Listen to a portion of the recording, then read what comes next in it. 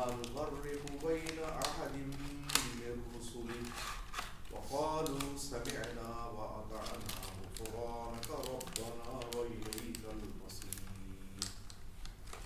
لا يكلف الله نفسا إلا وسعها لها ما كسبت وعليها ما اكتسبت ربنا لا تؤاخذنا إن نسينا أو أخطأنا ربنا ولا تحمل علينا إصرا كما حملته على الذين من قبلنا ربنا ولا تحملنا ما لا طاقة لنا به واعف عنا واغفر لنا وارحمنا أنت مولانا فانصرنا على القوم الكافرين.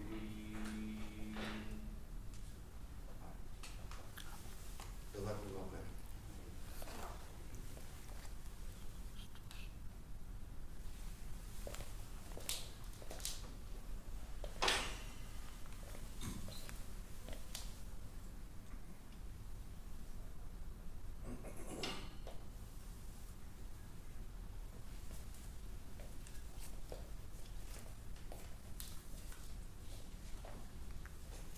अल्हम्दुलिल्लाह रब्बिल आलमीन वस्सलातु वस्सलामु अला सय्यिदिल मुरसलीन व अला आलिहि व अस्हाबिहि अजमईन व मन तबिअहुम बि इहसान इला यौमिद्दीन। अऊज़ु बिल्लाहि मिनश शैतानिर रजीम। इन्ना इद्दतश शुहूरि इंदल्लाहि इस्ना अशरा शहरन फी किताबिल्लाह यौम खलक़स समावाति वल अर्द मिनहा अर्बअतुन हुरुम ज़ालिकद दीनुल क़य्यिम वला तज़लिमू फ़ीहिन्ना अनफुसकुम वल्लाहु ला यहदिल क़ौमल काफ़िरीन।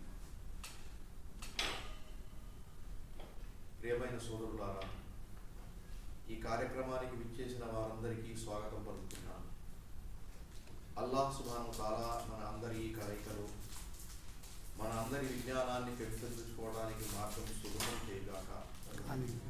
నేర్చుకున్న విజ్ఞానాన్ని ఆచరణలో పెట్టి ఇహలోకంలోనూ పరలోకంలోనూ సాఫల్యం పొందే వాళ్ళలో మమ్మల్ని అందరినీ చేర్చుగాక. ఆమీన్. సోదరులారా, ప్రస్తుతం మనం ఏ కాలంలో ఉన్నామంటే ఆ కాలంలో ఉన్నాం. దాని గురించి ఏం చెప్పాలో ఎలా చెప్పాలో అనేది చెప్పేవాడు బాధపడటమే కానీ ప్రతి వ్యక్తి దాన్ని అనుభవిస్తున్నాడు. పరిస్థితులు ఏ సమయంలో ఎవరిని ఎక్కడికి తీసుకెళ్తాయో, ఎక్కడ చేరవేస్తాయో, ఎప్పుడు ఏ స్థితి ముందు వచ్చి దాపురించి నిలబడుతుందో ఎదురుగా అంచనా లేని కాలంలో మనం భయాందోళనలు, అదేవిధంగా యుద్ధ వాతావరణం, ప్రశాంతత లేని ఇంకా ఇంకా అనేక వస్తువులు నేడు మమ్మల్ని అందరినీ చుట్టుముట్టాడుతున్నాయి, వెంటాడుతున్నాయి, లేక మన తలపై అవి చక్రాలు పడుతున్నాయి. ఇంకేం చెప్పాలి? ఇటువంటి పరిస్థితుల్లో మనం ఒక ఇస్లామిక్ క్యాలెండర్ని వదిలేసి ఇంకో ఇస్లామిక్ క్యాలెండర్లో సంవత్సరంలో అడుగుపెట్టాం. 1446 వెనక్కి వెళ్ళిపోయింది. 1447 హిజ్రీ కాలం మన ముందు వచ్చింది. ఎప్పటికప్పుడు పాత వస్తువులు, పాత విషయాలు, మన ఈమాన్, మన ఇస్లామిక్ ఆచరణ, మనం నమ్ముతున్నటువంటి అల్లాహ్ సుబ్హానహు వ తఆలా యొక్క ప్రసన్నత మరియు దాన్ని పొందడానికి కావలసిన మార్గం ఏదైతే ఉందో దాని గురించి మనం ఎప్పటికప్పుడు రిఫ్రెష్ చేసుకుంటున్నాం, మన విజ్ఞానాన్ని రిఫ్రెష్ చేసుకుంటున్నాం, మన నమ్మకాన్ని రిఫ్రెష్ చేసుకుంటున్నాం. గతంలో కూడా ఈ విషయం గురించి మనం మాట్లాడుకున్నాం. ఇంకోసారి ఆ విషయం మీ దృష్టికి తీసుకొస్తాను. మనకు తెలిసినటువంటి ఇస్లాం యొక్క మౌలిక విషయాలు ఎన్ని ఉన్నాయి? 5 విషయాలు ఉన్నాయి. Correct answer. ఎవరు చెప్పారో వారు మనకేం చెప్తాం, కంగ్రాచులేషన్స్. ఓకే, కరెక్ట్ విషయం. 5 ఉన్నాయి. ఒకటి అనఫీషియల్ ఒకటి ఉంది అని చెప్పాను నేను. అది కూడా మీకు గుర్తుంది. ఆ 6ది అడిగితే చెప్పేస్తాడు ఆయన కదా. లా ఇలాహ ఇల్లల్లాహ్ ముహమ్మద్ రసూలుల్లాహ్ చెబుతున్నాం, మొదటిది. రెండోది 5 పూటల నమాజ్ ఆచరణ. మూడవది రమదాన్ ఉపవాసం. 4వది జకాత్ చెల్లింపు. 5వది హజ్. ఇవి 5 ప్రపంచవ్యాప్తంగా జనాలకు తెలిసిన వస్తువులు. చిన్న పిల్లల నుంచి మనం నేర్పుతున్నాం. అల్హమ్దులిల్లా వాళ్ళు నేర్చుకుంటున్నారు, మనం కూడా నేర్చుకున్నాం కదా. ఇది మాషాల్లా చాలా విలువైంది. ఒక అనఫీషియల్ పాయింట్ కూడా దాని వెనకాల ఉంది, అది 6వది అని చెప్పాను. ఇందాక అవును అని చెప్పిన ఆయన కాకుండా వేరే వాళ్ళు ఎవరు ఉన్నారు మాట్లాడలేదు, వాళ్ళలో ఎవరో చెప్పండి. 6వది ఏంటో? హిజ్రీ. ఇంకా ఖదర్. ఇంకా ఎవరు చెప్పింది? ఇందాకే మీరు చెప్పొద్దని చెప్పాను కదా, జిహాద్. జిహాద్ అంటే మన వెస్ట్రన్ మీడియా ఏం చేసిందంటే దాన్ని ఒక డిఫరెంట్ యాంగిల్ ఇచ్చేసి ప్రపంచం మొత్తం మన మానసికమైనటువంటి సమతుల్యతను పాడు చేసింది. జిహాద్ అంటే ఇప్పుడు మన బయట ప్రపంచంలో చెప్పుకున్న వస్తువు కాదు ఇది. దాన్ని మన దేశంలో ఏం చేస్తున్నారు? ప్రతిదానికి లవ్ జిహాద్, ల్యాండ్ జిహాద్, బ్లాక్ జిహాద్, వైట్ జిహాద్, ట్రైన్ జిహాద్, ఫ్లైట్ జిహాద్, ఇక ప్రధానికి వాడేస్తున్నారు. ఇక జనాలు కన్ఫ్యూజ్ అయిపోతున్నారు. కన్ఫ్యూజ్ అవ్వడానికి పెద్ద విషయం అవసరంలా, చిన్న వస్తువు చాలు. మీరు ఎంతమంది హజ్కి వెళ్ళారు, ఉమ్రాకి వెళ్ళారు? కొంతమంది వెళ్ళి ఉంటారు కదా. మనం కొన్ని వస్తువులు నేర్చుకెళ్తాం సిస్టమేటికల్లీ. అక్కడ తవాఫ్ చేసేటప్పుడు ఏం చూస్తాం?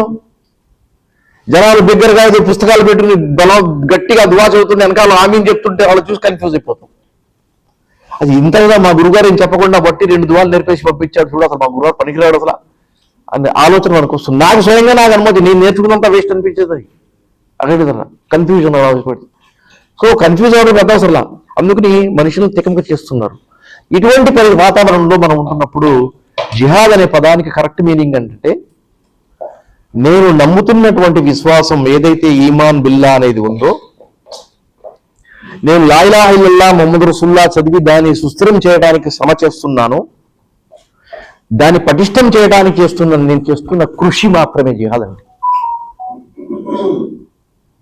అది మాత్రమే కృషి. జిహాద్ అంటే కష్టం, జహద్ అంటే కష్టం, జహద్ అంటే కష్టపడటం. జిహాద్ అనే పదం దాని నుంచి వచ్చింది. ఇప్పుడు ఒక హదీస్ వివరణ తీసుకుని మన టాపిక్ ముందుకు తీసుకెళ్దాం.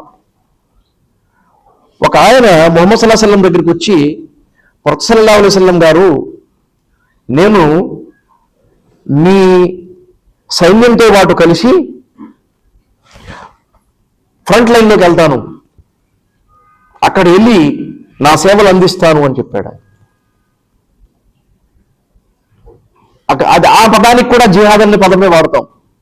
అందుకని నేను జిహాద్లో పార్టిసిపేట్ చేస్తాను అన్నా. ముహమ్మద్ సల్లల్లాహు అలైహి వసల్లం గారు అన్నారు, అంతే బాగుంది, కానీ నువ్వు వెళ్ళడానికి ఏబుల్గా ఉన్నావో లేదో నేను టెస్ట్ చేస్తాను. అందులో భాగంగా మీ అమ్మ నాన్న వాళ్ళిద్దరిలో ఎవరన్నా బ్రతికున్నారా అంటే, అమ్మ నాన్న 2 ఉన్నారు అన్నారు. నీకు వేరే తమ్ముడు కానీ అన్న కానీ చెల్లి కానీ అమ్మ నాన్న చూసుకునే వాళ్ళు ఎవరన్నా వెనకాల వాళ్ళు ఉన్నారా? లేరు. కానీ నాకు మాత్రం జిహాద్లో వెళ్ళాలని చాలా తపన ఉంది, చాలా సంతోషంగా ఉంది, వెళ్ళిపోతాను నేను అన్న. మరి నువ్వు వెళ్ళిపోతే వాళ్ళని ఎవరు చూస్తారు? నువ్వు వాళ్ళని వదిలేసి వెళ్ళిపోతే వాళ్ళని ఎవరు చూస్తారు? అప్పుడు ముహమ్మద్ సల్లల్లాహు అలైహి వసల్లం గారు ఒక మాట చెప్పారు, ఫీహిమా జాహిద్. నీ జిహాద్ ఏదో మీ అమ్మ నాన్నల దగ్గర చూపించు, వాళ్ళ సేవలో చూపించు అన్నారు. ఇప్పుడు సీమలో ఏం చెప్తాడు? కత్తి పట్టుకెళ్ళి అమ్మ కదగానే చెప్పండి. ఇప్పుడు ఈ ప్రపంచం మారుతున్న విషయంలో మూర్ఖులు ఉండరు, ఉండకుండా పోరు, ఉంటారు, మూర్ఖులు కూడా ఉంటారు.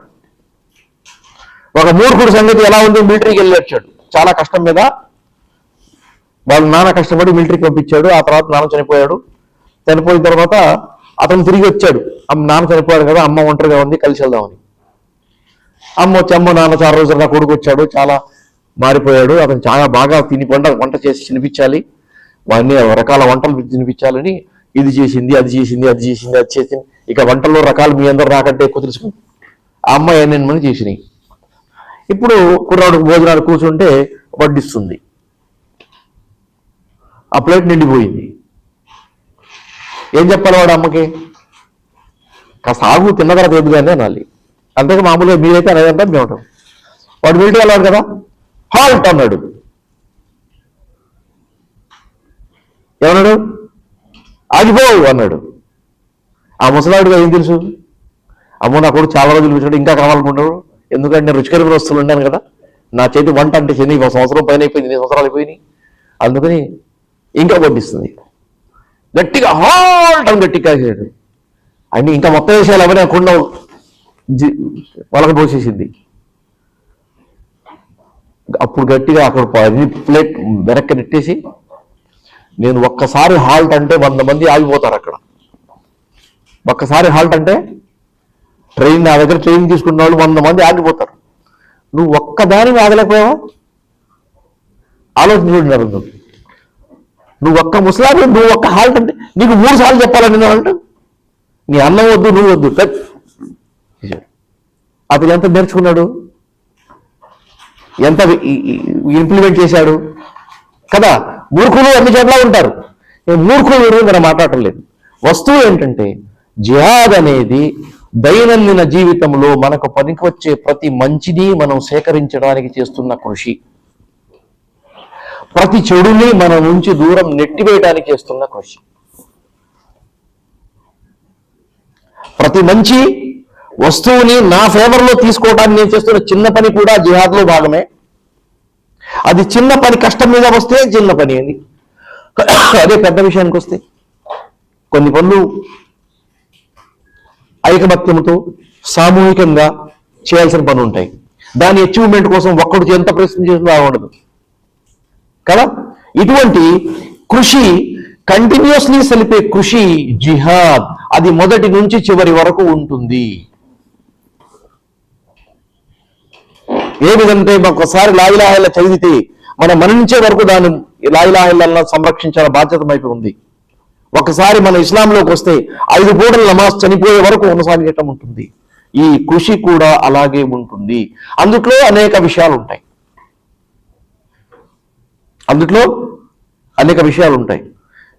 కదా. మన టాపిక్ అది కాదు. వల్ల మనం అర్థం చేసుకునే ప్రయత్నం చేస్తున్నట్టే ఒక ముఖ్యమైన వస్తువు మనతో పాటు కంటిన్యూస్లీ కొనసాగుతుంది. ఆ కృషి ఎల్లప్పుడూ మనది ఉండాలి. దాన్ని మనం విస్మరించకూడదు. మనం ఏ కాలంలో ఉన్నప్పటికీ ఎప్పుడైతే ఆ కృషిని వదిలేస్తున్నామో మిగతా వస్తువులపై దాని ప్రభావం పడుతుంది అని నా మాట. అది పడుతుందో లేదో మీరు తర్వాత ఆలోచించి నాకు చెప్పండి. ఓకే, అది మరి అటువంటి పరిస్థితుల్లో మనం ఉన్నప్పుడు ఒక పాత క్యాలెండర్ని వదిలేసి కొత్త క్యాలెండర్లోకి మనం వచ్చాం, సంవత్సరంలోకి వచ్చినాం. గత కొన్ని పరిస్థితులు మన చుట్టుపక్కల ఏ విధంగా ఉన్నాయో, మనని ఏ విధంగా ప్రభావితం చేసినాయో ఒకసారి మీకు పాయింట్అవుట్ చేశాను. ఇందాక దాని వైపు సూచనాప్రాయంగా కొన్ని విషయాలు చెప్పాను. దాన్ని బేస్ చేసుకుని ఆలోచిస్తే మనపై చాలా బాధ్యత కూడా వస్తుంది అనేది మనకు తెలుస్తుంది. మనపై చాలా పెద్ద బాధ్యత కూడా వస్తుంది అని మనపై గుర్తుంచుకోవాల్సిన అవసరం ఉంది. ఆ ఎటువంటి బాధ్యత వస్తుంది అనేది మనం తర్వాత మాట్లాడదాం, దాని గురించి డిస్కస్ చేద్దాం.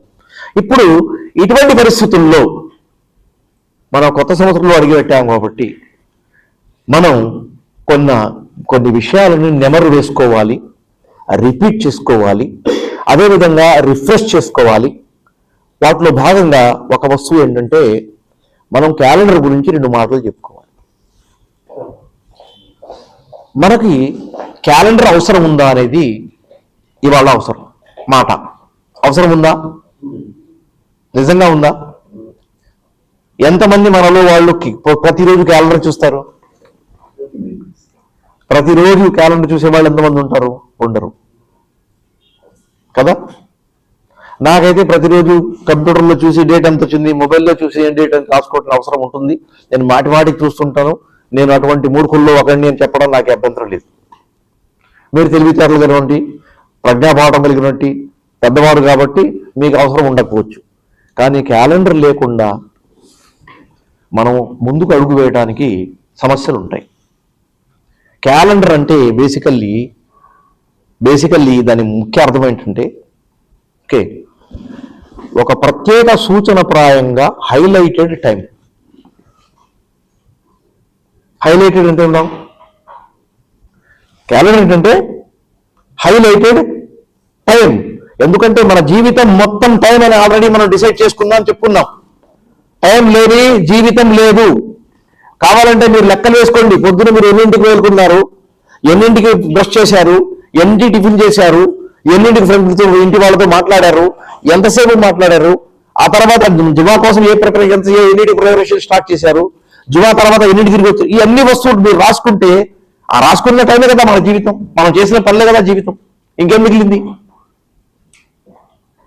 కదా. మరి అటువంటి పరిస్థితుల్లో క్యాలెండర్ అయితే హైలైటెడ్ పాయింట్.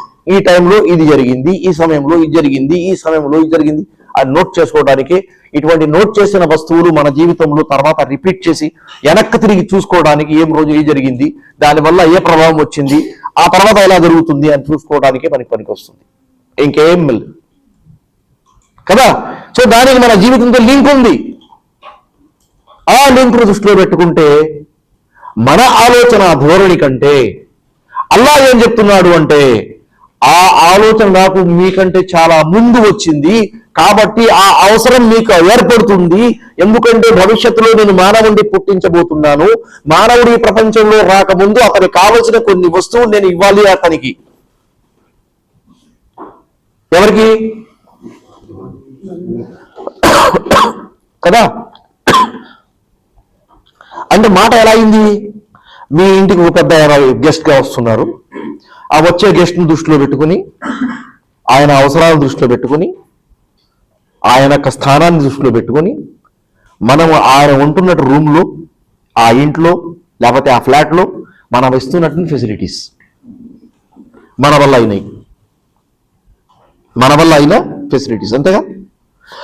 అందుకని ఈ భూమి అల్లా అదే అన్నాడు, ఇన్న ఇద్దత షుహూరి ఇందల్లాహి ఇస్నా అషర ఫీ కితాబిల్లాహి యౌమ ఖలఖస్ సమావాతి వల్ అర్ద్.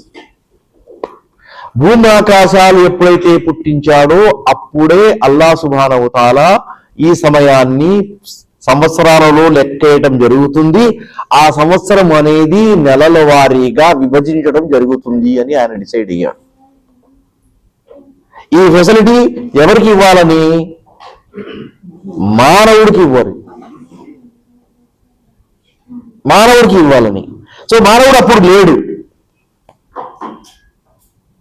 అప్పుడు మానవుడు భూమి ఆకాశాలు సృష్టించినప్పుడు మానవుడు ఎక్కడున్నాడు? ఇప్పుడు భూమి రెడీ అయింది, ఆకాశం రెడీ అయి ఉంది, గాలి రెడీ అయి ఉంది, మానవుడు లేడు. హదీస్ ప్రకారం మనం చెప్పుకున్నాం, అల్లాహ్ సుబ్హానహు వ తఆలా ఏం చేశాడు, జిబ్రీల్ పంపించాడు, వెళ్ళి భూమండలంలో అక్కడి నుంచి మట్టి తీసుకురా అని. ఆయన వచ్చి ఒక చెయ్యి చేతిలో వచ్చినప్పుడు తీసుకెళ్లి ముద్ద అక్కడ పడేశాడు. ఎన్ని టన్నులు వచ్చినాయి ఆ చేతిలో ఆ ఎన్ని తీసుకెళ్లి అక్కడ డంప్ చేశాడు. మరి ఇక్కడి నుంచి తీసుకొచ్చిన మట్టి, ఆ మట్టిలో నుంచి మానవం తయారు చేయడం జరిగింది. అంటే ముందు మట్టి వచ్చిందా లేకపోతే ముందు మానవుడు వచ్చాడా?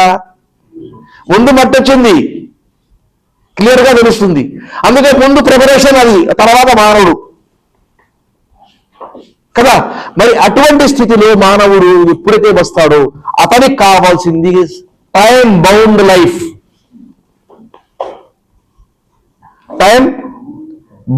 లైఫ్, సమయంతో ముడిపడినటువంటి జీవితం. అందుకని ప్రతి చోట ఎవరినన్నా తీసుకోండి, బిగినింగ్ అండ్ ఎండింగ్ ఉంటుంది. బిగినింగ్ అండ్ ఎండింగ్ లైఫ్ లేని వారు ఎవరున్నారు చెప్పండి? అల్లా హువల్ అవ్వలు వల్ ఆఖిరు, ఆయనే మొదటివాడు, ఆయనే చివరివాడు. ఆయన కంటే ముందు ఆయనే ఉన్నాడు, ఆయన తర్వాత కూడా ఆయనే ఉంటాడు. ఇక ఆయన ముందు ఎవరు లేరు అని చెప్పడానికి మన అవసరం లేదు. అందుకని ఆ స్పెషాలిటీ టైం బౌండ్ లేనిటువంటి వాడు అల్లాహ్ సుబ్హానహు. ఇక మిగిలింది మానవుడు కానీ, జిన్నాతులు కానీ, లేకపోతే మలాయిక కానీ, లేకపోతే వేరే ప్రాణులు కానీ, లేకపోతే వేరే జీవరాశులు కానీ, ఏటిని తీసుకున్నటువంటి బిగినింగ్ లేదు. మరి ఈసా అలైహిస్సలాం సంగతి ఏంటి?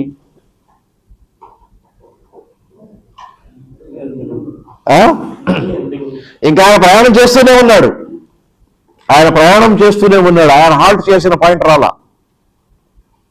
రాలేదు.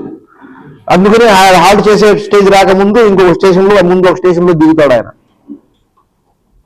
అప్పుడు ఆ తర్వాత రిమైనింగ్ జర్నీ కంప్లీట్ చేసి మళ్ళీ మరణిస్తాడు.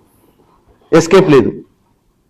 ఈవెన్ హదీస్ ప్రకారం ఏం చెప్తున్నారు, సర్వకోటి జీవరాశులు ఎవరున్నారో వాళ్ళందరి ప్రాణాలు తీసేటువంటి మలకుల్ మౌత్ కూడా ఇంతమందికి నువ్వు తినిపించావుగా, చావు అనేది రుచి ఏంటో చూపించావుగా, కాస్త నువ్వు కూడా చూడరా బాబు అని అతనికి కూడా తినిపించడం జరుగుతుంది. చావు అంటే ఏంటో, దాని బాధ ఏమిటో, దానివల్ల వచ్చే కష్టం ఏంటో, నష్టం ఏంటో ఏముంటాయో నువ్వు కూడా ఒక టేస్ట్ చూసి చూడరా బాబు అని వాడికి తినిపించడం జరుగుతుంది. అప్పుడు అల్లాహ్ అదే అన్నాడు, కుల్లు మన్ అలైహా ఫాన్ వయబకా వజు రబ్బిక జుల్ జలాలి వల్ ఇక్రామ్. అల్లాహ్ మాత్రమే ఉంటాడు, అందరూ ఎండ్ అయిపోతుంది. ఇదే చావండి. ఎందుకు చెప్పుకుంటున్నామంటే ఈ విషయం ఎందుకున్నాం మర్చిపోయాం. టైం బౌండ్ లైఫ్ అనేది టైం బౌండ్. బట్ అటువంటిప్పుడు ఈ టైం బౌండ్ లో ఉన్నప్పుడు ఆ జనాలకి మన జీవితానికి సంబంధించిన కొన్ని విషయాల్లో సమస్యలు ఎదురైనప్పుడు ఆ సమస్యలను తొలగించుకోవడానికి మన వాళ్ళు రాతపూర్వకంగా ఆ టైం బౌండ్ ఆస్పెక్ట్ ని ఓపెన్ చేశారు. రాతపూర్వకంగా ఓపెన్ చేశారు. అంతకుముందు రాతపూర్వకంగా ఉండేది కాదు, నోటి వరసకు ఉండేది. ఒక ఉదాహరణ చెప్పండి, నోటి వరసకు ఉండే వస్తువు. అరబ్బుల్లో ఉన్నటువంటి ఆచారం మీకు చెప్తున్నాను. వాళ్ళు ఏం చేసేవారంటే ఏదన్నా పెద్ద సంఘటన ఒకటి ఉత్పన్నమైతే, ఉనికిలోకి వస్తే ఆ సంఘటనను అడ్డం పెట్టుకుని ఆ సంఘటన తర్వాత లేక ముందు జరిగిన కొన్ని వస్తువులను ప్రస్తావించలోకి వచ్చేయండి, మేము మీకు సంరక్షణ కల్పిస్తాం. సంరక్షణ కల్పించినందుకు కొంత డబ్బు మీ దగ్గర తీసుకుంటాం ఖర్చులకి, అది చెల్లించేయండి, మేము చూసుకుంటాం. లేకపోతే ఆ చివరిగా మేమే మీతో మమ్మల్ని సరిపెద్దామని డిసైడ్ అయితే రండి, మీ దగ్గర ఉన్న ఆయుధాలు మా దగ్గర ఆయుధాలు పోటీ పడతాయి, అంతే, ఇంకేం లేదు. అది చివరగా. ముస్లిమేతరులు కూడా రాస్తున్న సత్యం ఇది. మనం ఉన్నప్పుడు ఏం మిగిలింది మనకి? మంచి ఏదైతే మనం తెలుసుకున్నామో, మనకు ఇది మంచిది, ఇది వాస్తవం, ఇది పనికొచ్చేది, ఇది జీవితానికి సన్మార్గం చూపించేది అని డిసైడ్ అయ్యాము, దాన్ని వేరే ప్రపంచం వాళ్ళకి ఇంట్రడ్యూస్ చేయడానికి కృషి చేసిన కృషి ఇప్పుడు మనం ఈ రోజుల్లో జిహాద్ అని చెప్పుకున్నాం. ఆ కృషిని ఏం చెప్పుకున్నాం? జిహాద్ అని చెప్పుకున్నాం. ఆ జిహాద్ కోసం జనాలు మళ్ళీ అందులో ఆ కృషిలో మేము పార్టిసిపేట్ అవ్వం. డబ్బు పరంగా కానీ, ధనపరంగా కానీ, ప్రాణపరంగా కానీ, ఇంకో విధంగా కానీ మనకు వాళ్ళు కృషి చేశారు, విజయవంతం పొందారు. సో ఈ కృషి ఆ రోజుల్లో జరిగింది. ఇప్పుడు ఇటువంటి పరిస్థితులు ఏదైతే వచ్చినాయో ఆ రోజుల్లో అటువంటి వస్తువుల్ని డాక్యుమెంట్ చేయడానికి మన దగ్గర ఎప్పుడు ఏం జరిగిందో చెప్పడానికి ఆస్కారం లేకుండా పోయింది. ఇప్పుడు ఇస్లాం ఎప్పుడైనా స్ప్రెడ్ అవుతుంది, కొత్త వాళ్ళు ఇస్లాంలోకి వస్తున్నారు. వచ్చిన వాళ్ళు వచ్చినట్టు కొన్ని సందర్భాల్లో తమ శక్తి సామర్థ్యాలను పరీక్షించుకోవడానికి ముస్లిం టీంలో కలిసిపోయి యుద్ధ మైదానంలోకి వెళ్ళిపోతున్నారు, బోర్డర్స్లోకి వెళ్ళిపోతున్నారు, ఉద్యోగంలో చేరిపోతున్నారు. మళ్ళీ ఎక్కడ ఏం జరుగుతుందో, ఎవరికి ఎంత డబ్బులు చెల్లిస్తున్నాము, ఏ పూట ఏ విధంగా చెల్లిస్తున్నాము, లెక్కలు బయటకు రావట్లేదు. సరిగ్గా ట్రాన్స్పరెన్సీ లేకపోవడం వల్ల ఒక విధమైనటువంటి సమస్య ఉత్పన్నమైంది. అందుకని ఆ సమస్యలు ఒక సొల్యూషన్ ఏమనుకున్నారంటే తారీఖు అనేది రాయాలి, దాన్ని హైలైట్ చేయాలి. చేస్తే ఏ రోజున ఏమి జరిగింది అనేది ఒకటి తెలుస్తుంది. రెండోది, ఎవరికి ఏదన్నా డబ్బు ఇచ్చి ఉంటే ఎంత ఇచ్చామనేది అక్కడ నోట్ రాసి ఉంటుంది, లేకపోతే ఇచ్చామా లేదా ఒక నోటన్నా ఉంటుంది. ఆ వస్తువులు నోట్ చేయడానికి అది చాలా ముఖ్యంగా అనిపిస్తే అప్పుడు ముస్లింలు ఏం చేశారంటే ఒక పెద్ద మీటింగ్ పెట్టుకున్నారు, కాన్ఫరెన్స్. ఎవరి సలహానా ఇవ్వండి అని. అది ఉమర్ రజిల్లాహు అన్హు కాలం. మరి రసూలుల్లాహి కాలంలో ఇలా ఉందా? అవసరం లేకపోయింది. ఎందుకు?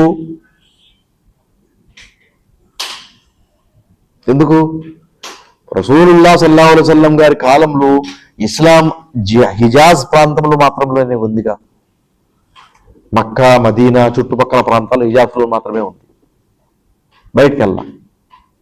బయట ఎప్పుడు ప్రారంభించింది? ముహమ్మద్ సల్లల్లాహు అలైహి వసల్లం గారు మరణించే ముందు ఉసామా బిన్ జైద్ రజల్లాహు తాలా గారిని బైజాంటిన్తో ఫైట్ చేయడానికి పంపించినప్పుడు అప్పుడు బయటకి అడుగు వేసింది. అది రసూలుల్లాహ్ సల్లల్లాహు అలైహి వసల్లం గారి మరణంతో అబూబకర్ గారి చేతిలోకి వచ్చేసింది. అబూబకర్ రజల్లాహు తాలా చేశాడంటే ఆమెకు ఉమర్ రజల్లాహు తాలా వాళ్ళు అటువంటి వాళ్ళు వచ్చేది, నువ్వు ఎలా పంపిస్తావయా? ఏదో రసూలుల్లాహ్ సల్లం గారు ఏదో చెప్పారు, ఆ కుర్రాన్ని పంపించారు, పెద్ద జనరల్ గా అపాయింట్ చేశారు లీడర్ గా. నువ్వు ఎలా యాక్సెప్ట్ చేస్తావు? ఎలా పంపిస్తావు?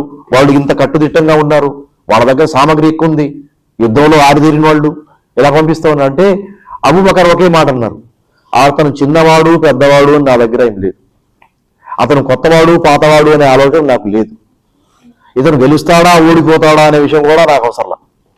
అతన్ని అపాయింట్ చేసింది ఎవరు చేశారు? రసూలుల్లాహ్ సల్లల్లాహు అలైహి వసల్లం గారు అపాయింట్ చేశారు. ఎవరినైతే రసూలుల్లాహ్ సల్లం గారు అపాయింట్ చేశారో ఆ వ్యక్తిని నేను ఇంటికి వెళ్ళి పడుకోరా అని నేను ఛాయిస్ ఇవ్వడానికి హక్కు ఉందా నాకు? ఆ పని చేయగలనా? చేయలేను. బలవంతం. ఆ పని నా వల్ల కాని పని, అందుకని నేను ఆయన్ని క్యాన్సిల్ చేయను, జరిగేది జరుగుతుంది, లెట్ ఇట్ గో అని పంపించేది. అప్పుడు ఆ ఏ వస్తువు అయితే ఆ ఏరియాలో లిమిటెడ్గా ఉందో దాని నుంచి దాటి బయటకి అడుగు వేయటం ప్రారంభించింది. ఉమర్ రజల్లాహు తాలా కాలం వచ్చేటప్పటికి ఇంకా విస్తృతంగా ప్రాకింది. ఉమర్ రజల్లాహు తాలా కాలంలోనే ఈ ఫారస్ ఏదైతే ఉందో, పర్షియా అని మనం చెప్పుకునే వాళ్ళం ఇదివరకు, ఇరాన్ ఇరాక్ ఆ ఏరియా మొత్తం ఉందో అది ఇస్లాం పరిధిలోకి వచ్చింది, ఇస్లాంలోకి వచ్చింది. అప్పటికి ఎంత దూరం ప్రయాణించినట్టు? అరేబియా అని ఆ రోజుల్లో ఏది చెప్పుకునేవారో ఆ అరేబియా దాటేసి ఆ పక్కన పర్షియా అని ఏం చెప్పుకుంటున్నారో దానిని కూడా లోపల తీసుకుంది, పెద్ద సామ్రాజ్యమైంది. అప్పుడు ఉమర్ గారి దగ్గరకు సమస్యలు వచ్చాయి. అక్కడ ఉన్నట్టు గవర్నర్లు మాటి మాటికి ఇలా జరుగుతుంది వస్తుంటే అప్పుడు క్యాలెండర్ తయారు చేయాలనే ఆలోచన వాళ్ళకు వచ్చి అందులో భాగంగా ఆ క్యాలెండర్లో ఉన్నటువంటి డేట్స్ రాయడానికి మన సంవత్సరం ఒకటి ఉంది, ఆ సంవత్సరానికి పేరు ఒకటి ఇవ్వాలి అని కమిట్ అయ్యారు. ఏం పేరు ఇద్దాం? జనాలను అడిగారు. ప్రతి వ్యక్తి తన ఆలోచన, తన విజ్ఞానం, తన కోరుకున్న వస్తువు నోరు విప్పి అక్కడ పెట్టాడు. అందులో కొంతమంది బదర్ యుద్ధం రసూలుల్లాహ్ సల్లల్లాహు అలైహి వసల్లం గారు మక్కా నుండి మదీనాకు వచ్చిన 2 సంవత్సరాల తర్వాత ఉత్పన్నమైంది. ఆ బదర్ యుద్ధంలో ముహమ్మద్ సల్లల్లాహు అలైహి వసల్లం గారితో పాటు 313 మంది ఉన్నారు. ఆ తర్వాత శత్రు సైన్యం 1000 మంది ఉన్నారు. ఆ సందర్భంగా ఇస్లాంకు విజయం ఉత్పన్నమైంది, అల్లాహ్ సుబ్హానహు వ తఆలా ప్రసాదించాడు. వీళ్ళందరూ ముస్లింలు నెగ్గారు. శత్రువుల నుంచి 70 మంది పట్టుకోబడ్డారు, క్యాప్టివ్స్ అయ్యారు. శత్రువుల నుంచి 70 మంది హతమార్చబడ్డారు. ఈ విధంగా చాలా విజయం బలంగా మంచి పద్ధతిలో సంతోషదాయకమైన పద్ధతిలో చేతిలోకి వచ్చి పడింది. అది చాలా గొప్ప సంఘటన. రమజాన్ నెల 17వ తారీఖున వచ్చింది. మాషాల్లా, చాలా సంతోషం. ఇది ఈ డేట్ ఏదైతే ఉందో బదర్కి సంబంధించింది, దాన్ని ఎల్లప్పుడూ హైలైట్ చేసి ఉండాలనుకుంటే దాన్ని ఎక్కడన్నా తీసుకెళ్ళి దాని పేరు రాసి పేస్ట్ చేయాలి. అందుకని క్యాలెండర్ పేరు బదర్ పెడదాం, బదరీ క్యాలెండర్ అవుతుంది అన్నాడు ఆయన. ఆయన అభిప్రాయం జనాలు విన్నారు, పక్కన పెట్టేశారు. వేరే వాళ్ళు కూడా అభిప్రాయం చెప్పారు. ముహమ్మద్ సల్లల్లాహు అలైహి వసల్లం గారు పుట్టినరోజు నుంచి లెక్కేసి మీలాది పెడదాం. కొంతమంది ముహమ్మద్ సల్లల్లాహు అలైహి వసల్లం గారు ప్రవక్త పదవి పొందిన నుంచి బేసత్ పేరు పెడదాం. కొంతమంది ముహమ్మద్ సల్లల్లాహు అలైహి వసల్లం గారి గురించి ఇంకో విధంగా ఇలా పేర్లు చెప్పుకుంటూ వచ్చారు. ఇలా పెడదాం, ఇలా పెడదాం, ఇలా పెడదాం. అందులో భాగంగా ఈ మాట కూడా వచ్చింది. రసూలుల్లాహ్ సల్లల్లాహు అలైహి వసల్లం గారు మక్కా నుండి మదీనాకు హిజ్రత్ చేసిన రోజు నుంచి లెక్కేద్దాం. ఆ హిజ్రత్ ఏదైతే ఉందో దాని నుంచి హిజ్రీ అనే పదం వచ్చింది. అంత ముందు కూడా ముస్లింలు హిజ్రత్ చేశారు. ఎవరెవరు హిజ్రత్ చేశారు అంటే ఒక్క పేరు లేదు, రెండు పేరు లేదు. మక్కాలో ఇస్లాంలో స్వీకరించిన వాళ్ళందరూ కూడా హిజ్రత్ చేశారు. మక్కాలో ఒక పూట ఏ పరిస్థితి ఎలా వచ్చిందంటే ముస్లింల నుంచి ఒక్క వ్యక్తి కూడా మక్కాలో లేడు.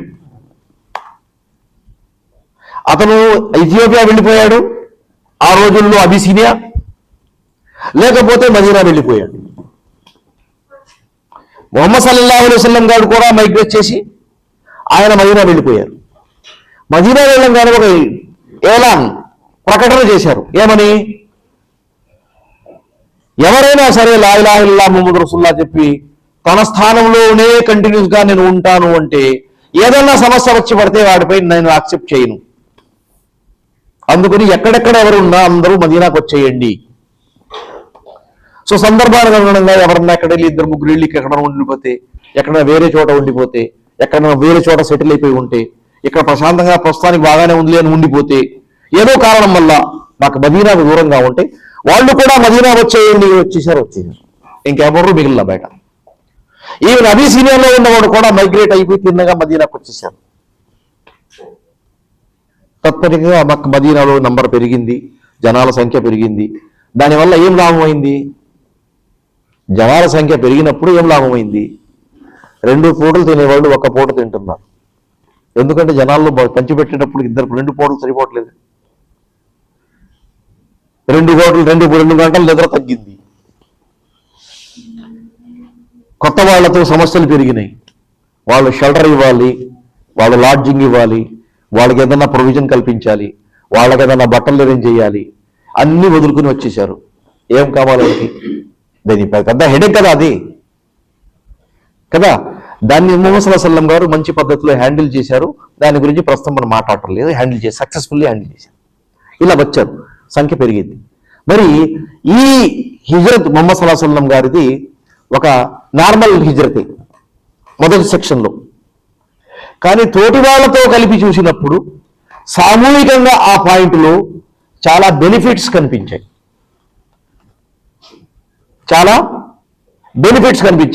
ఒక్క బెనిఫిట్ ఎవరైనా చెప్పండి, ఒక లాభం ఏదని చెప్పండి ఎవరన్నా. మక్కా నుంచి మదీనా వచ్చిన తర్వాత ఏం లాభమైంది? ఇస్లాం తొందరగా స్ప్రెడ్ అయింది. సొసైటీ ఏర్పడింది. Very good. యూనిటీ పెరిగింది. Very good. అల్హమ్దులిల్లాహ్. మీరు అందరూ ఆలోచిస్తున్నారు, నా మాట అర్థమై. సేఫ్టీ అండ్ సెక్యూరిటీ పెరిగింది. చూసారా? ఇవి పెరిగినాయి. కంపారిటివ్లీ మక్కాలో ఉన్న మదీనా ఉన్న స్థితుల్లో మార్పు రైట్ అండ్ లెఫ్ట్ గా మనం ఒక లెడ్జర్లో రాసినట్టు రాసి చూస్తే అనేక విషయాలు తెలుస్తాయి.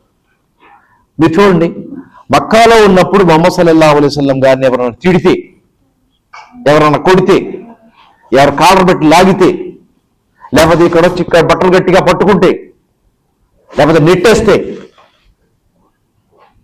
ఏమన్నా అన్నారా? అల్లగా అవునా? మీరు కూడా అన్నారు కదా. మరి మదీనాలో అన్నారా? అంటే అక్కడ అనలేదు, ఇక్కడ అనలేదు. మరి తేడా ఏముంది? మిమ్మల్ని అడుగుతున్నా, అందరు కాదు. మదీనా కూడా అలా, అది తర్వాత వస్తాం. కానీ అప్పటికన్నా ముహమ్మద్ సల్లల్లాహు అలైహి వసల్లం ఎవరిని అనలేదుగా. అది మీతో ప్రత్యేకంగా అడుగుతున్నాను.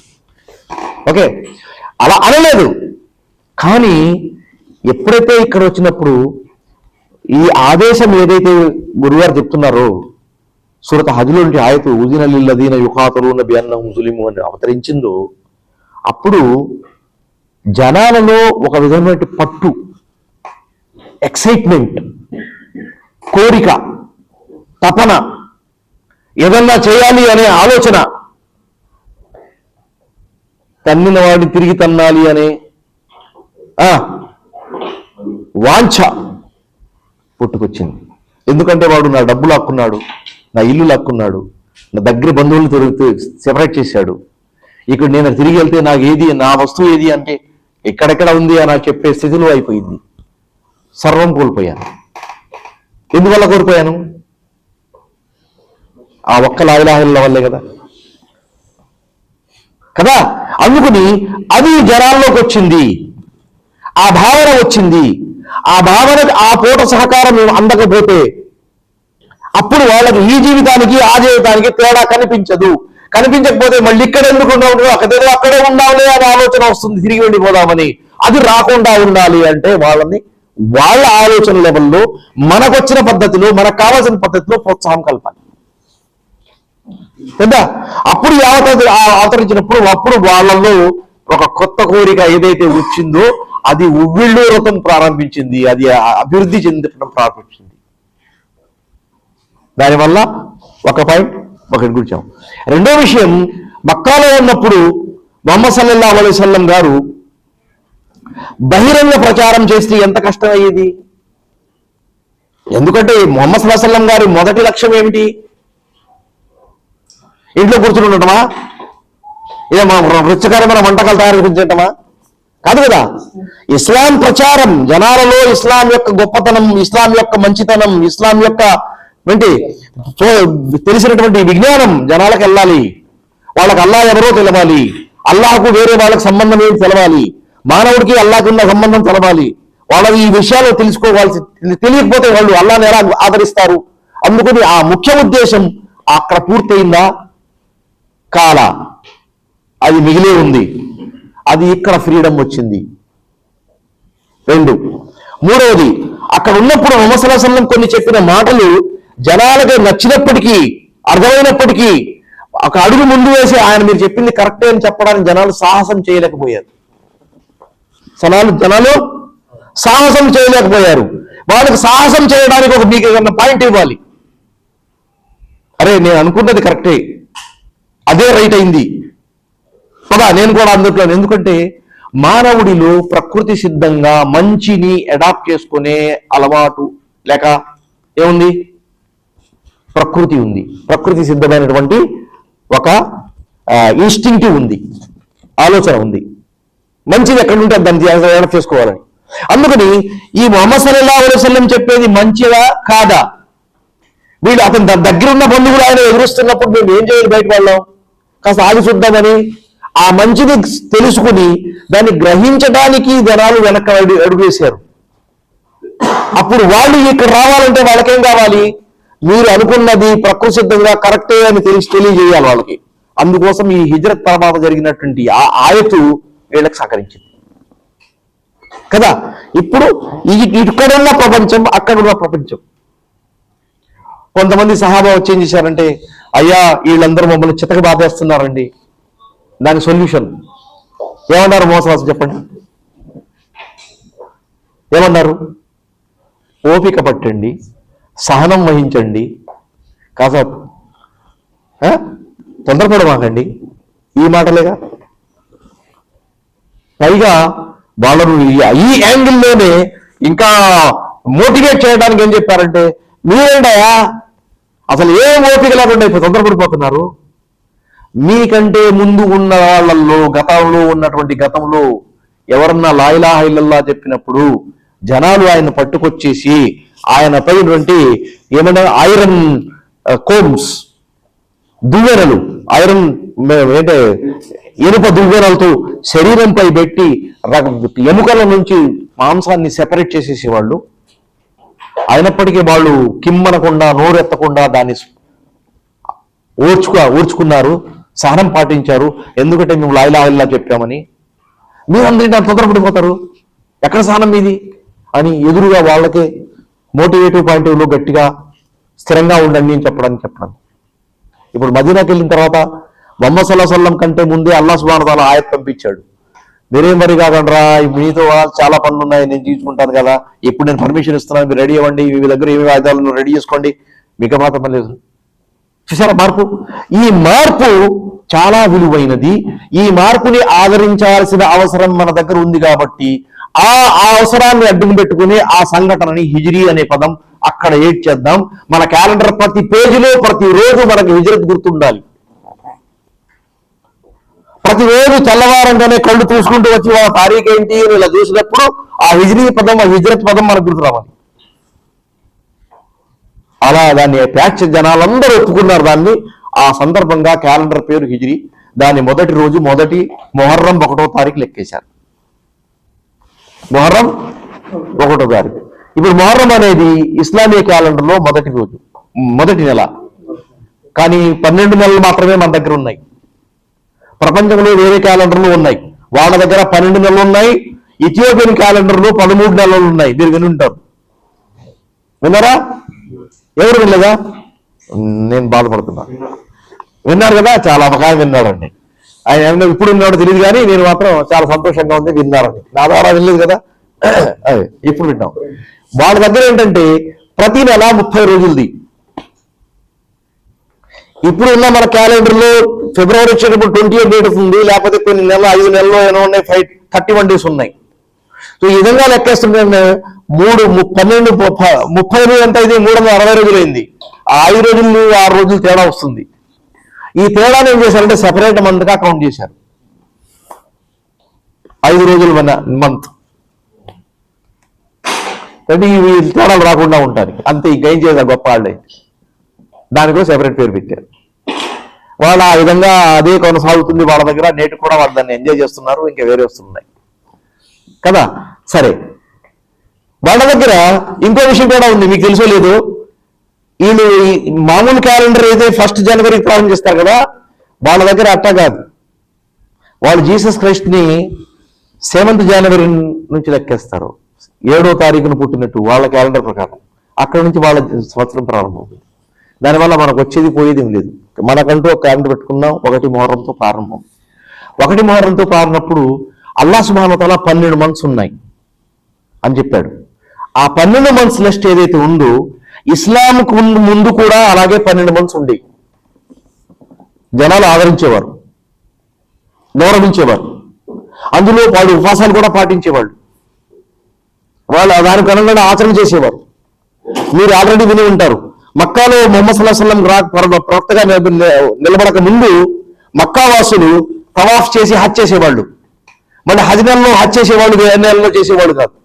మరి అంటే వాళ్ళ దగ్గర హజ్ కూడా సంబంధించి ఉంది, మొహర్రం సంబంధించి ఉంది, వేరే వస్తువులు కూడా ఉన్నాయి కదా, అన్నీ ఉన్నాయి. కానీ వాళ్ళు ఏం చేసేవారంటే వాళ్ళ దృష్టిలో కూడా ఈ మొహర్రమాత్, ఈ 4 గౌరవప్రదమైన నెలలు ఏవైతే ఉన్నాయో, మినహా అర్బాతున్ హురుమ్ అని ఖురాన్లో ఎక్కడ అల్లాహ్ అంటున్నాడు, ఇవి 4 నెలలు ఉన్నాయి. 1 మొహర్రం, 2వది రజబ్, 3వది జుల్ఖాదా 11వ నెల, 4వది జుల్హజ్జా 12వ నెల. మొహర్రం అండి వెంటనే వస్తుంది కొత్త సంవత్సరంలో. సో 11, 12, 1, ఈ 3 ఒక లైన్లో వస్తున్నాయి కదా. ఆ తర్వాత రజబ్ వెనకెళ్ళిపోయింది, రైట్, గ్యాప్ వచ్చింది. ఈ 11 నెలల్లో 6 రోజుల్లో ఎకనామికల్ పాయింట్ ఆఫ్ వ్యూతో సామాజిక పరంగా బలహీన వర్గాలు ఉండేవాళ్ళు. వాళ్ళ జీవనాధారం ఏంటంటే దొంగతనాలు, దోపిడీలు, కొట్లాటలు, లూటీలు, ఇది లాక్కోవటం, అది లాక్కోవటం, ఎక్కడేం దొరికితే అది మోసం చేసి చేయటం, వీడిని చంపటం, వాడిని చంపటం, కత్తి దూయటం, అవన్నీ వాళ్ళకి అది లో లెవెల్లో. ఇప్పుడు కూడా మన సొసైటీలో ఉన్న వాళ్ళు లో లెవెల్లో చేస్తున్న వాటికి అవన్నీ హలాలే వాళ్ళ దగ్గర. మన ఈ రోజుల్లో కూడా అదే ప్రాక్టీస్ చేస్తున్నారు వాళ్ళు. అలా బాగా ఎక్కువ చేసేవాళ్ళు. వాళ్ళు కూడా ఈ 11వ నెల, 12వ నెల, మొదటి సంవత్సరం, నూతన సంవత్సరం మొదటి నెల, ఈ కంటిన్యూస్లీ 3 నెలలు అలా వచ్చినప్పటికీ ఈ 3 నెలల్లో కొట్లాడకూడదు, తిట్టకూడదు, వాళ్ళు ఆక్కోకూడదు, దూషించకూడదు, ఎవరిని హతమార్చకూడదు అనే నియమం వాళ్ళకు ఉండేది. అందుకని ఇలా చేస్తే మనం తిండేదేట్రా, పిల్లి నిద్రపోతుంటే ఇంకేంటి పరిస్థితి, పిల్లలు ఎలా బతుకుతారు? అందుకని ఆ సమాజంలో పెద్దవాళ్ళు ఎవరు ఉన్నారు, గురువులు, వాళ్ళ దగ్గరకు వచ్చి రాజులు ఎవరున్నారు, పాలకులు అదే చెప్పారు, అయ్యా మీరు దయచేసి పని చేయండి, హజ్ నెలని మనం ఏం చేయలేము, మొహర్రం నెలని అక్కడి నుంచి ఎత్తేసి కట్ చేసి దాన్ని వెనక్కి తీసుకెళ్ళి సేమంతన్ మంత్ తర్వాత అడాప్ట్ చేయండి అక్కడ. అప్పుడే మొహర్రం హుర్మత్ గౌరవప్రదమైన నెలలో ఉంది కదా, ఇక్కడి నుంచి కట్ చేసి అక్కడ పేస్ట్ చేస్తే అది తన గొప్పతనంతో పాటు కలిసి అక్కడికి వెళ్ళిపోతుంది. వెంటనే నెక్స్ట్ నెల ఏముంది, సఫర్ నెల ఉంది, అది కింద టక్కన హజ్ అయిన తర్వాత సఫర్ నెల వచ్చేస్తుంది. సఫర్ నెలలో హాయిగా మనం దాడి చేసుకోవచ్చు, లూటి చేసుకోవచ్చు, మన ఇష్టం చేసుకోవచ్చు. కాస్త పిల్లలు బతుకుతారు, లేకపోతే చచ్చిపోతారని చెప్పి ఆ గురుగారు చేసేది, ఓకే సార్ ఈ సంవత్సరం మనం మొహర్రం నెల తీసేసి అక్కడ పెట్టేశాం అని పంపించేసేవాడు, దాన్ని ప్రకటించేసేవాడు. అర్థమైందా? ఇలా వాళ్ళు మార్పులు చేసుకున్నారు.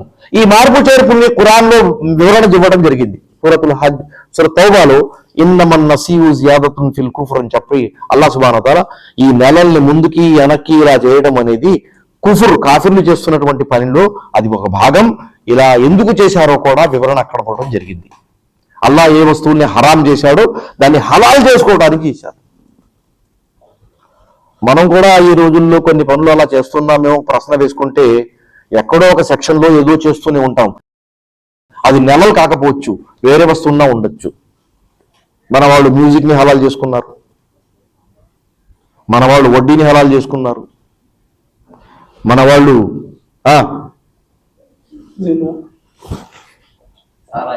జినాను హలాల్ చేసుకున్నారు, మన వాళ్ళు సారాయిని హలాల్ చేసుకున్నారు. మాషాల్లా ఏం పదాలు ఉన్నాయి వీళ్ళ దగ్గర, చూసారా? ఇంకా కదా, మరి మనం ఇక్కడ చేసుకున్నాం, వాళ్ళు అక్కడ చేశారు, వాళ్ళు అక్కడ తప్పు చేశారని మనం చదువుతున్నాం. కానీ మనం చేసేది ఎవరు చెప్తాడు అనేది నాకు ప్రశ్న. అది మనం చెప్పలేదు కదా. అందుకని ఇలా జరిగినప్పుడు దాన్ని అల్లాహ్ సుబ్హానహు వ తఆలా ఖండించాడు, ఇలా చేయకూడదు అని. మనం కూడా దీని వస్తువుని ఇప్పుడు అల్లాహ్ సుబ్హానహు వ తఆలా ముందుగానే ఖండించాడు కాబట్టి మనం బ్రీచ్ చేస్తున్నాం, దాని అల్లాహ్ యొక్క రూల్ని ఈ విధంగా పోతున్నాం. దాన్ని సవరించుకోవాల్సిన అవసరం ఉంది. సరే, సో ఈ పద్ధతి ఇక్కడ దేని గురించి చెప్తున్నాం మనం? ఇది క్యాలెండర్లో వాళ్ళు మంత్స్ ముందు వెనకాల చేశారు. కానీ అల్లాహ్ సుబ్హానహు వ తఆలా ఏం చేశాడంటే ముహమ్మద్ సల్లల్లాహు అలైహి వసల్లం కాలు బ్రతికున్న సమయంలోనే ఈ డిజార్డర్లో ఉన్న మంత్స్ ని ఏ మంత్ తర్వాత ఏ మంత్ ఉండాలి, ఏ నెల తర్వాత ఏ నెల ఉండాలి, దాన్ని సరైన రూట్ సెట్ చేసేసాడు. సెట్ చేసిన తర్వాత తన ప్రొక్ట నోటి ద్వారా చెప్పించాడు. ఓకే, అల్-యౌమ ఇస్తదార జమాను కమా హువా. రసూలుల్లాహి సల్లల్లాహు అలైహి వసల్లం తన లెక్చర్లో చెప్తున్నారు, గతంలో ఈ నెలలు ఒక ఆర్డర్ ప్రకారం ఏ విధంగా ఉండేయో ఇప్పుడు నా సమయంలో అవన్నీ ఒక ఆర్డర్లో వచ్చేసాయి. ఇక అవి ఫిత్రా ఒరిజినల్లీ ఏ ధర్మంపై ఉన్నాయో జాలిక దీనుల్ ఖయ్యిమ్ అని ఖురాన్లో అల్లాహ్ ఎక్కడ చెప్పాడో దాని ప్రకారం సెట్ అయిపోయినాయి. ఇక ఇందులో ఎటువంటి మార్పులు రాకూడదు సుమా అని మమ్మల్ని హెచ్చరించారు. ఉమ్మత్ వాళ్ళని పాయింట్అవుట్ చేశారు. ఇప్పుడు మొహర్రం నెలలో మొహర్రం, సఫర్ నెలలో సఫర్, రబీউল అవ్వల్లో రబీউল అవ్వల్, రబీউল ఆఖర్లో రబీউল ఆఖర్, జుమాదుల్ ఊలా, జుమాదుల్ సానియా తాని స్థానంలో, ఆ తర్వాత రజబ్, ఆ తర్వాత షాబాన్, ఆ తర్వాత రమదాన్, ఆ తర్వాత షవ్వాల్, ఆ తర్వాత దుల్ఖాదా, జుల్హజ్జా, ఈ 12 సిస్టమ్ ప్రకారం వచ్చేసి హుర్మత్ అంటే గౌరవప్రదమైనటువంటి ఏమైతే మంత్స్ ఉన్నాయో దాని స్థానంలో ఉన్నాయి. దాన్ని మనం యాజ్ ఇట్ ఈస్ అడాప్ట్ చేసుకునే అవసరం వచ్చింది. ఇక దుఃఖమైన విషయం ఏంటంటే మారుతున్న కాలానికి అనుగుణంగా మనలో బలహీనత, మన రాజుల దగ్గరికి వెళ్ళి ఆ రాజుల ద్వారా మనకు తిరిగి బౌన్స్ ఎలా అయిందంటే మనం ఇంగ్లీష్ క్యాలెండర్కి ఎక్కువ గౌరవం, ఇస్లామిక్ క్యాలెండర్కి తక్కువ గౌరవం ఇచ్చే లెవెల్లో దిగిపోయాం. ఈ సర్కిల్ ఏదైతే వచ్చిందో రాజుల పాలకులతో కలిసి ఈ సర్కిల్లో వచ్చినటువంటి భేదాల్లో భాగంగా మనం ఇస్లామిక్ క్యాలెండర్కి యాక్టివేట్ చేసాం, ఇలా చేశాం. నేటికి చాలా మందికి ఇస్లామిక్ క్యాలెండర్లో ఏం డేట్ ఉంటుందో ఎవరికి తెలియదు. ఇవాళ ఎంతో నాకు తెలిస్తే రాత్రిలో ఎంటర్ అయ్యాం కాబట్టి 3 ముహర్రం, చాలా సంతోషం. ఎందుకంటే ఫ్రెష్గా ఉన్నాం కాబట్టి గుర్తుంది కదా, అల్హమ్దులిల్లా. ఎందుకంటే ఇది తర్వాత హిజ్రత్ పేరు ఆ విధంగా వచ్చింది, దాని అవసరం కొనసాగుతుంది. దాన్ని గుర్తుంచి పెట్టుకోవాల్సిన అవసరం దేని గురించి? క్యాలెండర్ కంటే ఎక్కువగా ఆ సంఘటనలను మననం చేసుకోవడానికి హిజ్రత్ పేరు గురించి సంబంధించి మనం గుర్తుంచుకోవాలి, అది తీసుకోవాలి. ఇప్పుడు మనపై బాధ్యత ఏమిటి అంటే అది ఒక బాధ్యత. రెండోది, మనం కొత్త సంవత్సరంలో అడిగిపెట్టాం. పాత సంవత్సరంలో ఏ ఏ సమస్యలు మన ముందుకు వచ్చాయి, దానివల్ల మన పర్సనల్లీ నా అభివృద్ధికి సంబంధించి ఎటువంటి ఆటంకాలు వచ్చాయి, వాటిని ఆ ఆటంకాలను నిర్మూలించడం నేనేం చేశాను ప్రశ్న వేసుకోండి. రైట్? హుజూర్ బాషా గారు ఒక ప్రశ్న. ఇప్పుడు నేను అనుకుంటే నేను ఒక్కడినేనా, లేకపోతే నా ఫ్యామిలీ కూడా లెక్కలోకి వస్తుందా? అల్హమ్దులిల్లా, ఇది ముఖ్యం. నాకు ఎటువంటి సమస్య రాకపోవచ్చు, నా అబ్బాయికి కానీ నా అమ్మాయికి కానీ, లేకపోతే వాళ్ళకి సంబంధం ఉన్నటువంటి వాళ్ళకి కానీ దగ్గర వాళ్ళకి నాకు ఎటువంటి ప్రభావం డైరెక్ట్ కనెక్షన్ ఉందో దానికి సంబంధించి నా ప్రభావం వల్ల అది ఏ సమస్య ఈజీగా సాల్వ్ అవుతుందో అనేది లెక్క వేయాల్సిన అవసరం ఉంటుంది. ప్రారంభం దేంతో చేస్తాం చెప్పండి? మనతో మనం ప్రారంభం చేస్తున్నాం చెప్పుకున్నాం. అటువంటి ఇప్పుడు ప్రారంభం చేసింది మన ఈమానికి సంబంధించి నష్టం ఎక్కడ వాటిల్లింది మనకి, అది ముఖ్యం. ఎందుకంటే ఇవాళ మనం బతికున్నాం, రేపటి సంగతి ఎవరికీ తెలియదు. 2 రోజుల ముందు జనాలకు ఏ విధంగా జరిగిందో, ఎవరు ఏ విధంగా ఎగిరిపడ్డారో, ఎవరు ఏ విధంగా ఉనికి పడ్డారో, ఎవరి ప్రాణాలు ఇక్కడికి వచ్చేసి వెనక్కి తిరిగిలేయో, అవునా కాదా? ఊహించని పద్ధతిలో చిట్టుకున్న ఒక రౌండ్ ఒక తుఫాన్ లెవెల్లో వచ్చేసి మమ్మల్ని అందరూ టెస్ట్ చేసి వెళ్ళిపోయింది కదా. అప్పటికీ మనం అల్హమ్దులిల్లా సముద్ర బోర్డులో ఉన్నట్టు పెద్ద రాయి బండరాయిలా లేగలే ఉన్నాం. ఏ కెరటం వచ్చి ఎక్కడ ఎగిరేసిపోతుందో భయపడ్డా ఆ కెరటం ఏది మమ్మల్ని తీసుకెళ్ళలేదు. కానీ ఎప్పుడు పోతామో తెలియదు. అటువంటి పరిస్థితుల్లో మొదటి పాయింట్ ఈమాన్. నేను నిజంగా లా ఇలాహా ఇల్లల్లా ముహమ్మద్ రసూలుల్లా ఏదైతే నేను చెప్తున్నానో దానికి అనుగుణంగా నిజమైన లా ఇలాహా ఇల్లల్లా నా దగ్గర ఉందా లేదా, లేకపోతే మాట వరుసకే నేను చెప్తున్నానా?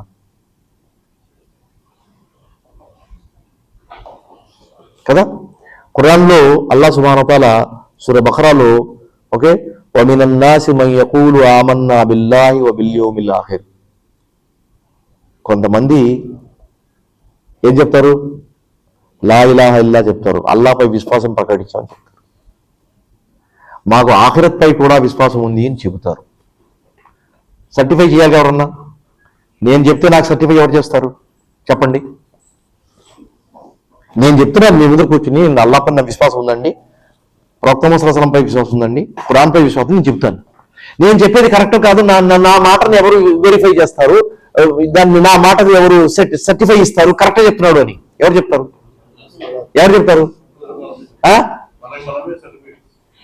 అల్లా చెప్తాడా? అల్లా రేపు పొద్దున తోటలో పెడతాడు, టెస్ట్ చేస్తాడు, అక్కడ టెస్ట్ చేస్తాడు, ఇక్కడ అది ఇక్కడ మనం ఎవరేం చేయలేదు. మనకు మనమే నిలబడి నేను చెప్పింది కాదు నేను వెరిఫై చేసుకోవాలి. నేను ప్రయాణంలో వెళ్ళే ముందు నేను తీసుకున్న లగేజ్ ఎంత బాగుందో ముందు బయట టెస్ట్ చేసుకుని లోపలికి వెళ్ళాలి, అంతేగా. అదేవిధంగా అల్లా అంటున్నాడు వమాహుం బిముమినీన్. కొంతమంది ఇలా చెబుతారు వాళ్ళు మోమిన్లు కారు అని ఖురాన్లో చెప్తున్నాడు. వాళ్ళు ఎవరో అని పేరు ఇవ్వాల, వాడి పేరు నేను లిస్టులో నేను ఉన్నానా లేదా అని చూసుకోవాలి. బాధ్యత ఎవరిది? నాదే. ఎప్పుడైతే ఈ బాధ్యత నేను తీసుకున్నానో మినిమం నా దగ్గరే ఉంటుంది, లా ఇలాహా ఇల్లల్లాహ్ ఉంటుంది. మినిమం పాయింట్ లా ఇలాహా ఇల్లల్లాహ్ ఉంటుంది. స్వర్గంలోకి వెళ్ళడానికి మినిమం పాయింట్ ఏంటి? లా ఇలాహా ఇల్లల్లాహ్ కదా. అందుకని దాన్నన్నా మనం సెట్ చేసుకుంటే మిగతా వస్తువులు సెట్ అవుతాయని నా మాట. ఈ మాటతో ఈ విషయాన్ని ముగిస్తున్నాను. అల్లాహ్ సుబ్హానహు వ తఆలా మనందరికి సన్మార్గం ప్రసాదించుగాక, సద్బుద్ధి ప్రసాదించుగాక.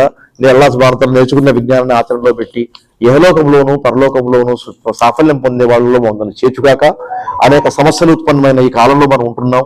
ఈ సమస్యలన్నిటికీ మమ్మల్ని దూరంగా ఉంచి మనందరిలో సుస్థిరత, మంచితనం, ప్రశాంతత మనందరికీ ప్రసాదించుగాక. ఆమీన్.